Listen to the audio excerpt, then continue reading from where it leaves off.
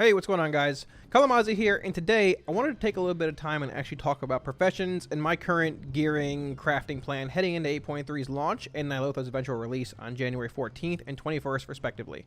Now, if you guys have been watching Stream over the last week, and by the way, if you're not, you really should be, I'll put a link to my Twitch somewhere up here, one of the two, as well as a link to my Twitch in the channel description if you want to follow me there. We've talked a lot about gearing, professions, and what we really should be looking at heading into 8.3 from a Warlock's perspective. A lot of questions have been circulating recently about Expulsum, how much should we have, what should we sort of be banking for extra rerolls and things. So we're going to talk a decent bit about that in this guide coming up right now. Now, before I guess we actually get into talking about professions being tailoring, jewel crafting, and engineering, we're not really going to discuss a whole lot of alchemy today because the trinket is normally pretty undertuned even with a socket. We should actually look at the boss route and current gear, or I guess Azerite more so placement, or I should say lack thereof, actually in the raid. So looking at the actual progression route that we have for Ny'alotha, Raytheon is the first boss we're going to encounter, followed by Mount and or Skitra. You can go to either one of these first, but you have to defeat all three of these before you reach your first real, like, choice here, I guess, in a sense. You can either go Dressagath, Shadhar, which leads into Il'gynoth, or right to Dark Inquisitor into Vexiona, or Hive Mind into Ra-den. Now, obviously, you don't have to actually just follow this path 100%. You don't have to just go Raytheon, Mount, Skitra, Hive Mind, Ra-den, and then backtrack to niche. If we look at actual tuning as far as Mythic Raid testing has gone on PTR, I sort of feel like the route is probably going to be something along the lines of like one of these three, or 1 and 2 or 3, doesn't really matter a whole lot. Probably heading into like Zanish, Hive Mind, then like Shadhar, Dressagath, then probably like Il'gynoth or Vexiona, followed by Ra-den, but these could swap up pretty easily here. It just really depends on what tuning looks like when 8.3 and Ny'alotha go live. The interesting part about this, and this is the exact same way for every single armor type in the game, not just Clothies, not just Warlocks. Out of these 6 bosses, Raytheon, Mount, Skitra, these 7, 1, 2, 3, Hive Mind, Zanish, Shadhar, and Dressagath, there's only one piece of Azerite armor available to us. As far as Warlocks and Clothies go, it is Skitra who gives the actual cloth piece. It's a cloth Azerite chest. Raytheon, Mount, and these 4 don't drop any Azerite. There are 6 total Azerite pieces in the raid. The last 5 come from Il'gynoth, Vexiona, Ra-den, Carapace, and Ny'alotha. Now, you could take a route just going Raytheon, Skitra, Mount, Hive Mind, Ra-den, or just, sort of pushing forward to the actual Azerite bosses as quickly as possible. But like I said, if it follows a progression route or a difficulty, I guess if the difficulty ramps up like it normally does when you get further into the raid, you're probably going to be going to these bosses in sort of a relatively consistent order with how this chart goes here. You're probably going to be defeating all these bosses, maybe heading over to Vexiona if it's undertuned, which it might end up being, it depends, and backtracking a bit here. But the interesting thing here is, like I said, 1 out of 7 bosses for us has Azerite, and it is actually Skitra with a chest. If we look at actual in-game loot tables here a bit, looking at raids, Ny'alotha, we'll just go Mythic because, hey, Mythic. We can confirm no Azerite, no Azerite. Skitra has an actual Azerite chest, here we are, and then Inquisitor, Hive Mind, Shadhar, and Dressagath. Now, something to keep in mind here, we'll look at Heroic for a second. Heroic Azerite, barring the last 2 bosses, because the last 2 bosses have a 10 eye level increase on every single piece of loot, including Azerite, which is something we have not seen over the entire duration of BFA. Azerite has typically gone in 15 eye level increments, but it's been changed for Ny'alotha and 8.3, I suppose. The actual heroic pieces are 460 eye level from Skitra, and let me see, we actually have Il'gynoth here, Vexiona, and Ra-den.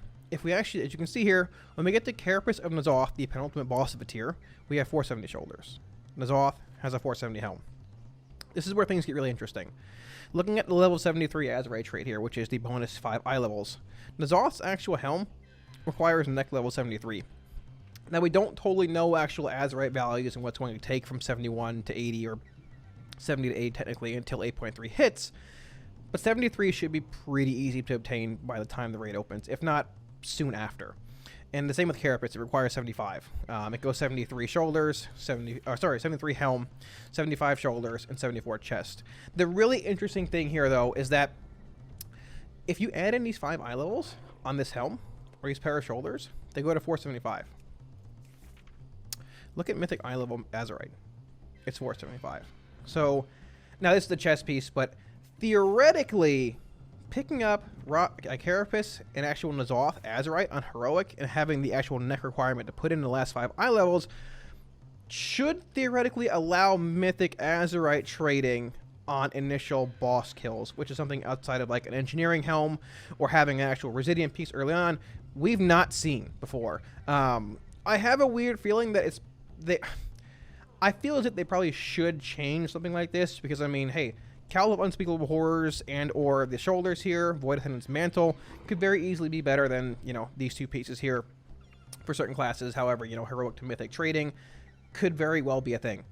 So we're going to have to see where that goes. I'm not sure if this is like an oversight on Blizzard's part, but, you know, with the patch being essentially 2-ish weeks away, 2.5, and the raid being less than a month away at this point, I don't think we're going to see a whole lot of loot table changes, although I don't think we've had a raid go live in Blizzard's or Warcraft's entire history with 2 bosses having 1 item on their loot table for us. Like, this is an actual quest item. It's pretty insane.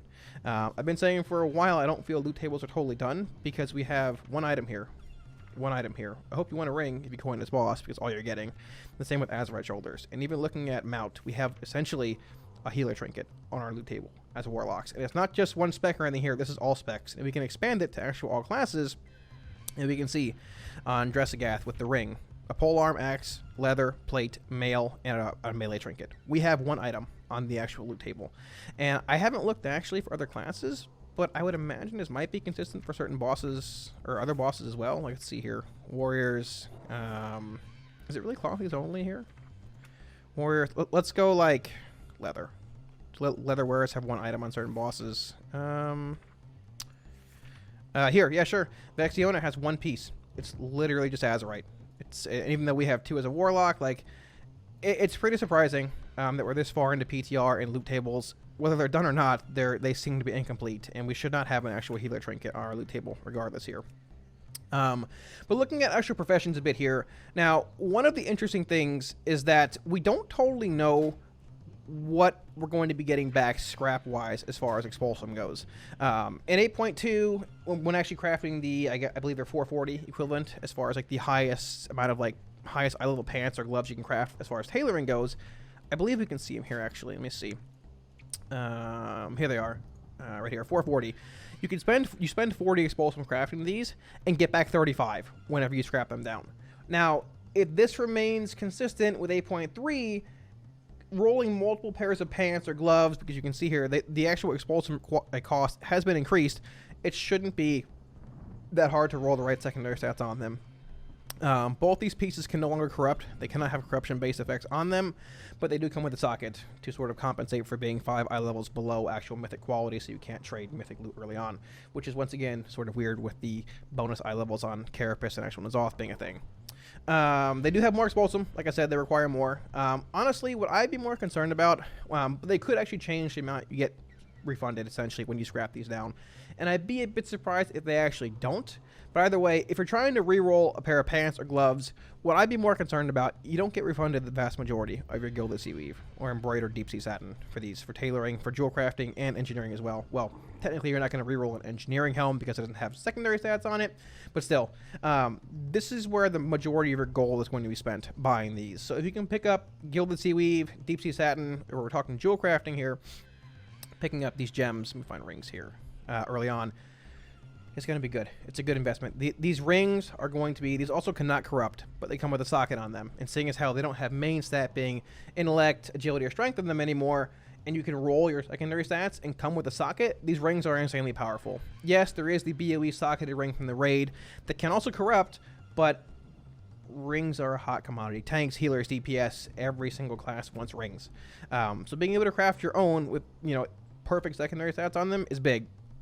However, 70 red gems and 70 green gems, these are insanely expensive. I believe to craft one of these on my server right now, trying to buy mats right now, is like 180k gold. So if they're cheap, or you have these around, or looking to make gold, either pick them up and store them to craft the rings, and or sell them when the patch goes live.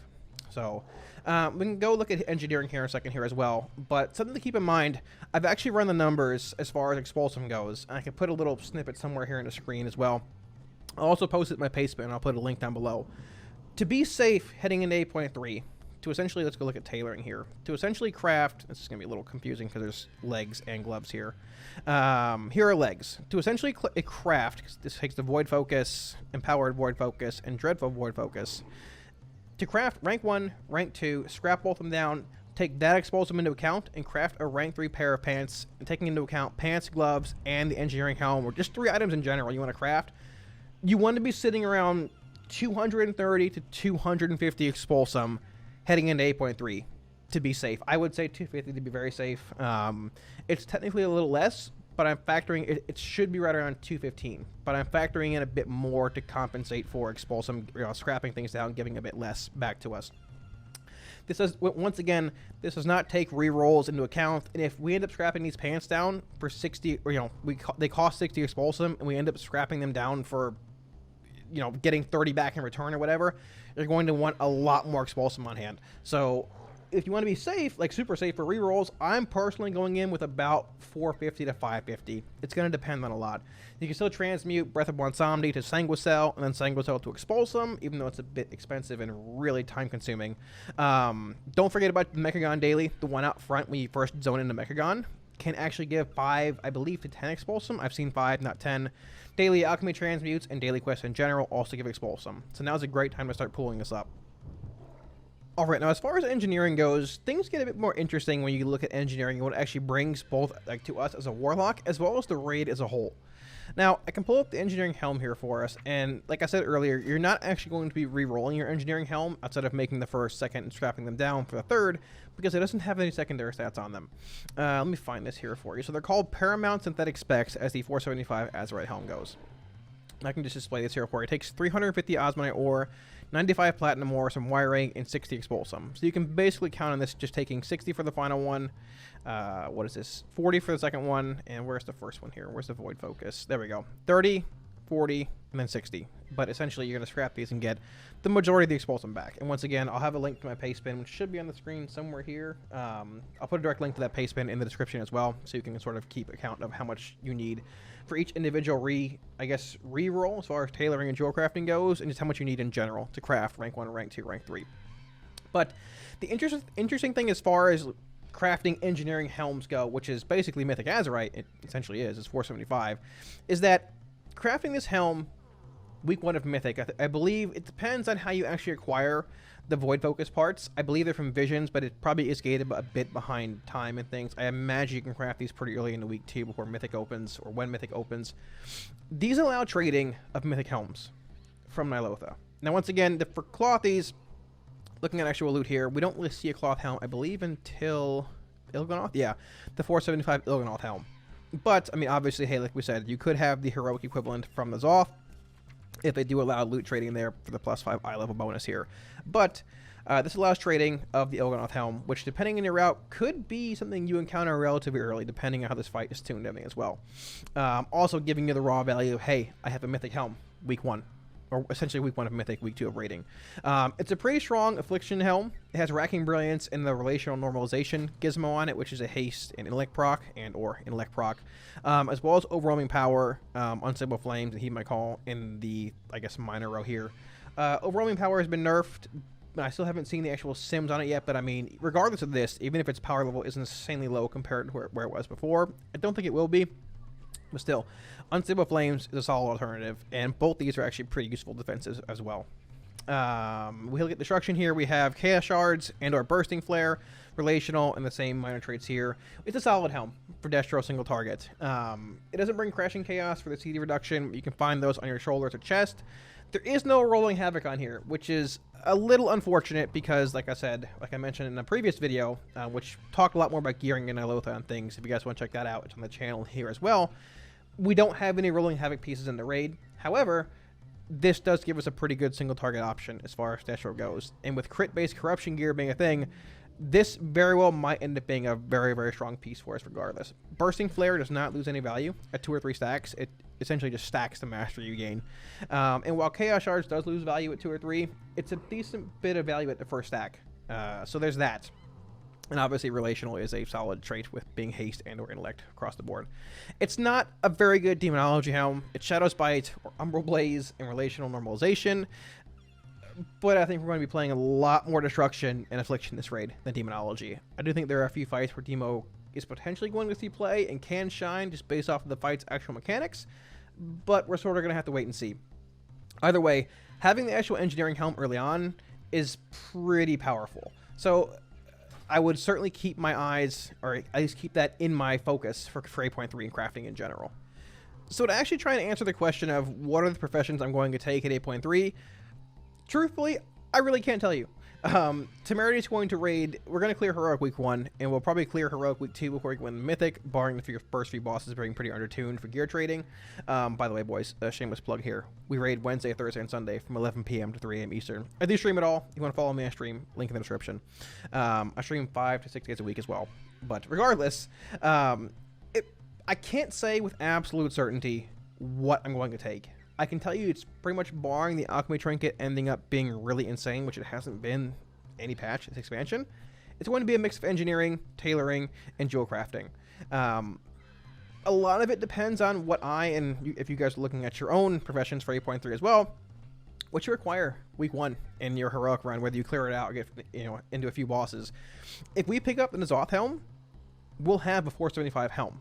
And it's racking, cascading, gut ripper, and whatever minor traits you want here.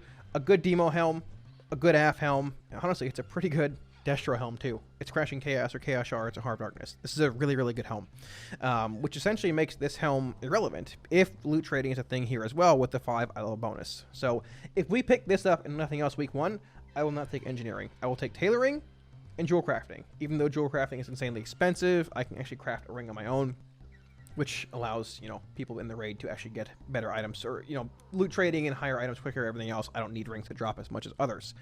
At the same time, Azerite cannot corrupt.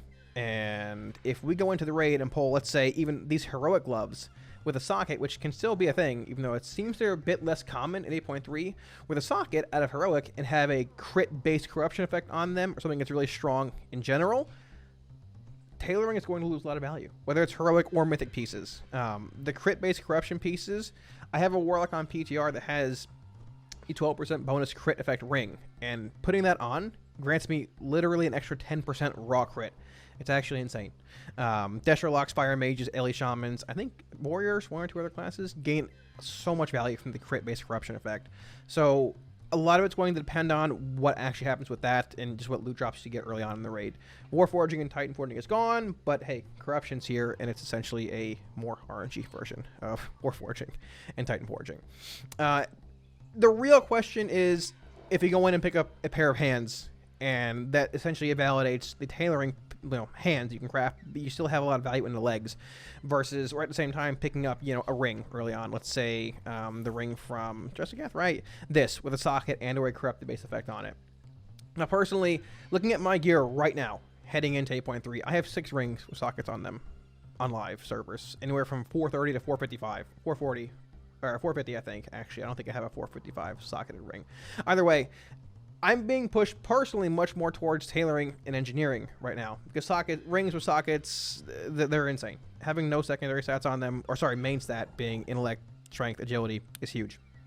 At the same time, jewel crafting is going to hold a lot of value early on. We can't forget that Operation Mechagon is coming out in 8.3 for Mythic Plus. We've run these sims on stream. Now, I mean, these rings have been in game for a while, so barring things being a little weird with APLs and such, Logic Loop of Recursion, the one that if you use 3 different spells or abilities on the same target, in conjunction with this ring here, well, I guess both the shorting bitband and or overclocking bitband, simmed anywhere from like 600 to 900 DPS higher than rings at the same eye level. We simmed, I believe, both these rings here at 475 with sockets versus both the Mechagon rings with sockets. And the Mechagon ring set simmed, I think, 800 or so DPS higher on average, like with both overclocking and shortening bitband being averaged out. Now, there's a lot of RNG factored into this. Like, you can get corruption effects on them. You can have sockets on your other rings, but not the Mechagon rings. Eye level does, even though they're rings, eye level does play a little role in them because you are getting a bit more secondary stats. You could open one of these from your chest week 1. You could never open one ever. Similar to how the upper Karazhan grind was for relics last expansion. There's a few relics in the actual key. There's 4 rings as well So if you pull a protecting bitband or a rebooting bitband, rest in peace. I'm sorry. The shorting bitband simmed, I believe, 150 or so less DPS than the overclocking bitband.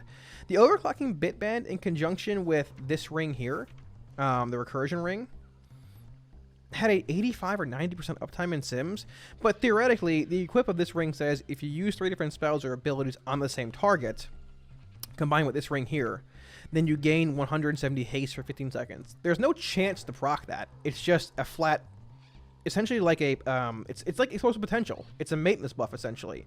My main question here, though, and I haven't been able to confirm this, I've looked through comments everywhere online. I don't know what the answer is to this. I don't know if you have to use 3 different spells in a row, like Agony, Corruption, Siphon Life, or if you can go Shadow Bolt, Shadow Bolt, Shadow Bolt, Agony, Shadow Bolt, Siphon Life, Shadow Bolt, Corruption, and then proc it. I don't really know. But either way, 170 haste is a little bit, and the fact that it's built into like rings without having any secondary stat reduction is pretty powerful. It's barring getting some pretty insane luck. It's probably going to take a while to acquire recursion and overclocking or shorting, but I'm sorry. But it's certainly a set that I would be looking to acquire and focus on Mythic Plus Mechagon keys, if possible, early on. Now, one more thing I wanted to cover before the video actually ends here too is artifact power optimization heading into 8.3 as well. Now, I put out the 8.3 preparation guide video, I think about 2.5 weeks ago. I'll have a link to that at the end of this video as well, if you want to check that out. But as far as I want to get a bit more, I want to dive a bit deeper into that. Now, these actual Azure values here, I believe, they're probably a bit skewed. I don't think, yeah, it's actually different here. This is an older version of this chart. We're not going to 55, but the values are still here. So, what we're looking at here, 8 Paragon caches we can turn in. The thing is, you want to turn in your first cache out of the 2 you have active. So, like, essentially, we're double capped on Paragons. We have 19,999 rep out of 10,000 with each faction. Reputation, I'm sorry. Or at least you should.